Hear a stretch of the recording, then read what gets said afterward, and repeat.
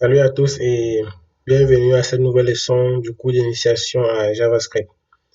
Aujourd'hui, nous allons parler des boucles en JavaScript. Pour info, nous allons continuer avec la structure de nos fichiers. Et pour ceux qui n'ont pas suivi la leçon précédente, à savoir les tableaux en JavaScript, je vous conseille d'aller la suivre avant de regarder. Ok, sur notre bureau, nous avons notre dossier StatCode Now. À l'intérieur, nous avons nos deux fichiers index.html et index.js. Et les deux fichiers sont liés. Si j'ouvre le fichier index.html avec mon éditeur, vous voyez le contenu. Ce fichier est lié à notre fichier index.js. Et si j'ouvre le fichier index.js, vous voyez le contenu. Là, c'est le contenu de la dernière leçon. Je vais supprimer. OK. Pour introduire notre notion de boucle, nous allons prendre un cas de figure que vous allez avoir à gérer tout au long de votre parcours de programmeur. Prenons un tableau contenant les nombres entiers allant de 1 à 3, 1, 2 et 3. Et nous voulons afficher chaque nombre. Nous allons prendre une première approche, ce qu'il ne faut d'ailleurs pas faire. Cette approche qui est d'écrire une ligne de code pour afficher chaque nombre du tableau. Donc ainsi, nous allons avoir le code suivant. Var tableau égale 1, 2 et 3. Ensuite, à l'aide tableau 0. Pareil pour tableau 1 et tableau 2. On enregistre.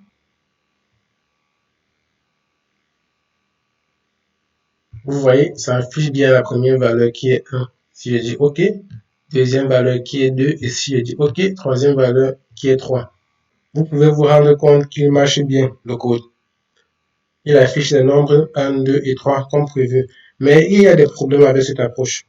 Premièrement, le nombre de lignes de code va augmenter avec le nombre d'éléments à afficher. Si vous avez par exemple 1000 éléments dans le tableau, vous devez faire 1000 lignes de code pour afficher chaque élément du tableau. Là, c'est énorme. Et deuxièmement, quand vous allez créer vos applications, les données vont venir généralement des utilisateurs. Donc, vous ne connaissez pas en avance le nombre d'éléments que les utilisateurs vont vous donner. C'est-à-dire le nombre d'éléments que votre tableau va avoir. Dans ce cas, il ne sera donc pas possible d'afficher les informations ligne par ligne. Étant donné ces problèmes, vous n'allez pas toujours avoir la possibilité d'utiliser cette approche. Par contre, vous pouvez demander à JavaScript de faire cela pour vous. C'est la deuxième approche, ce que vous allez généralement utiliser, qui consiste à demander à JavaScript de faire une opération pour chaque élément du tableau. Donc, il s'agit d'utiliser la notion de boucle. Les boucles vont donc vous permettre de répéter une instruction ou bloc d'instruction suivant une condition donnée. Vous devez savoir qu'il existe plusieurs types de boucles. Nous allons commencer par la boucle while, c'est-à-dire tant que. La boucle while permet d'exécuter un bloc d'instruction tant qu'une condition est vraie. La syntaxe est la suivante. While, entre parenthèses, condition, on ouvre les accolades et à l'intérieur, on met le bloc d'instruction qui doit être exécuté. Donc, sur cette syntaxe, condition est la condition que JavaScript va évaluer. Si la condition est vraie, on continue d'exécuter le bloc d'instruction. Mais si la condition est fausse, on arrête. La condition est évaluée avant l'exécution du bloc d'instruction pour la première fois. Si nous prenons l'exemple du tableau précédent, nous pouvons utiliser un compteur pour afficher les éléments et on arrête lorsque le compteur arrive à 3. Donc, nous allons afficher 3 fois. Pour les petits débutants qui ne connaissent pas encore la notion de compteur, c'est une variable qu'on utilise en programmation pour compter le nombre de fois qu'on effectue une action. À chaque fois que l'action considérée est effectuée, on augmente 1 sur le compteur. Avec la boucle while et l'utilisation de notre compteur, nous pouvons avoir le code suivant. Ici, je supprime. Donc, le compteur, je le mets à 0. While compteur inférieur à 3. Tant que compteur inférieur à 3, à l'aide tableau compteur et compteur égale compteur plus 1. Sur ce code, compteur inférieur à 3 est la condition qui est évaluée. Et voici comment le code va être exécuté. Première boucle, la variable compteur est égale à 0, donc 0 est inférieur à 3 est vrai. On va donc afficher tableau 0, puis augmenter le compteur qui va passer à 1 et continuer la boucle. Deuxième boucle, la variable compteur est 1, donc 1 inférieur à 3 est vrai. On va donc afficher tableau 1, puis augmenter le compteur qui va passer à 2. Troisième boucle, la variable compteur est 2, donc 2 inférieur à 3 est vrai. On va donc afficher tableau 2, puis augmenter le compteur qui va passer à 3. Maintenant, quatrième boucle, la variable compteur est 3, donc 3 inférieur à 3 est logiquement faux. On va donc s'arrêter à ce niveau et arrêter la boucle. Si on actualise dans le navigateur, nous allons avoir 1, puis 2, puis 3, tout va bien, et ici on va s'arrêter. Attention les gars, vous devez vous assurer qu'à un moment donné, votre condition doit être fausse. Sinon, vous allez avoir une boucle qui ne finit jamais. On appelle cela en programmation boucle infinie. Et je connais beaucoup de débutants qui passent par là. Et je vous assure, moi aussi, je suis passé par là. Dans notre cas, nous savons que la condition compteur inférieur à 3 va forcément être fausse à un moment donné, puisque la variable compteur commence à 0 et on augmente 1 à chaque fois que la boucle est exécutée. Avec la boucle while, on commence par évaluer la condition avant de voir si on doit exécuter le bloc d'instruction. Donc, si la condition est fausse au premier passage, par exemple, si on initialise le compteur à 10 dans notre cas, le bloc d'instruction dans la boucle ne sera même pas affiché pour une fois. Par contre, il y a une autre boucle qui va d'abord exécuter le bloc d'instruction avant d'évaluer la condition pour voir si c'est nécessaire de continuer. Cette boucle, c'est la boucle do while. La boucle do while fonctionne comme la boucle while, à la différence que la condition est évaluée après avoir exécuté le bloc d'instruction dans la boucle. La syntaxe est la suivante. Do, on ouvre les accolades et à l'intérieur, on met le bloc d'instruction. Puis, while, entre parenthèses, la condition. Donc, avec cette boucle, le bloc d'instruction est exécuté au moins une fois, même si la condition est fausse. Si nous reprenons avec notre exemple précédent, nous pouvons modifier notre code comme il suit. Ici, je vais juste enlever ceci, remplacer par do et le while, je le mets ici.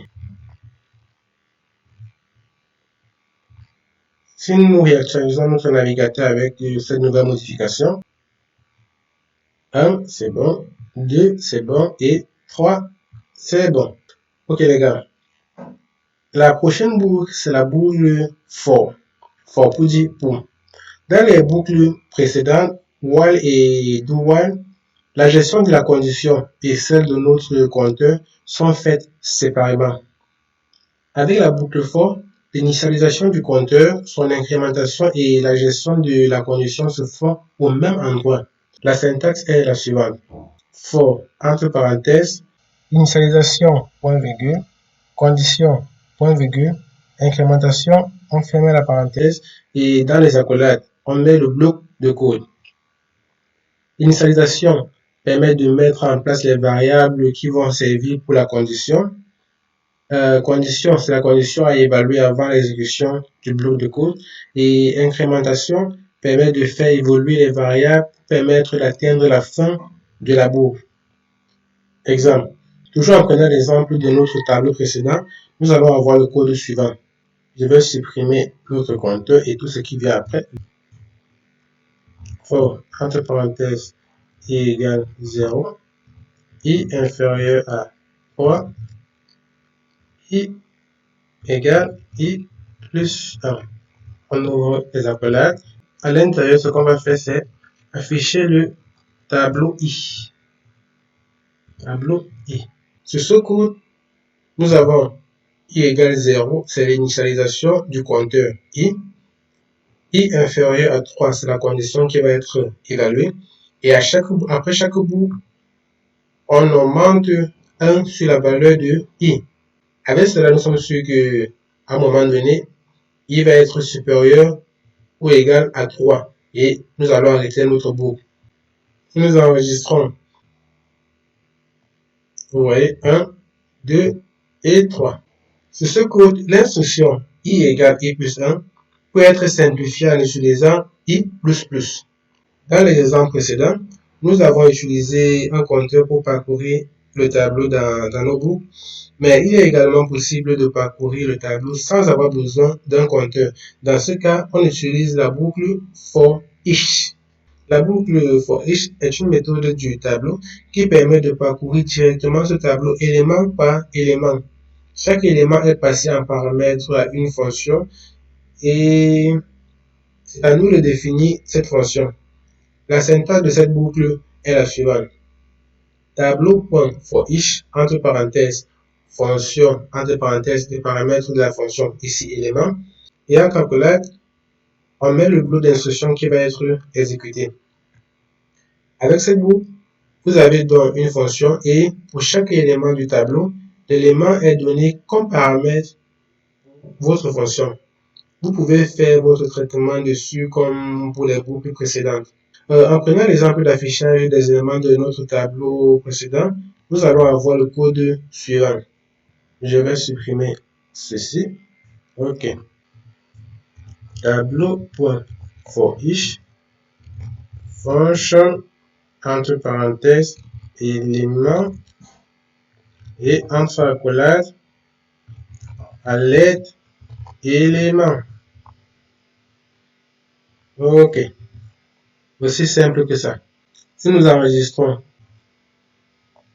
vous voyez 1, 2 et 3. OK les gars. Avec nos boucles, nous avons affiché toutes les informations qui se trouvent dans notre tableau. Toutes les informations étaient affichées sans exception. Mais comment faire si nous voulons afficher uniquement des éléments qui respectent une condition donnée?